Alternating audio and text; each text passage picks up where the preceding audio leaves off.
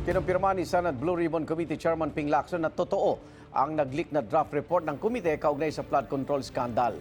Sa naturang draft report, inirekomenda ng kasuhan sina Senator Joel Villanueva, Chis Escudero at Jingo Estrada.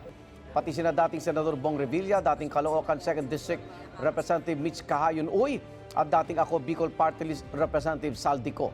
Dati na itinanggi ng 6 na nabanggit na sangkot sila sa katiwalian sa flood control projects. For further investigation naman, ang rekomendasyon para kay dating House Speaker Martin Romualdez. Ay kay Lacson, 11 pirma ang kailangan para maging opisyal ang committee report at para talakayin sa plenaryo. 7 na raw ang nakapirma noong una.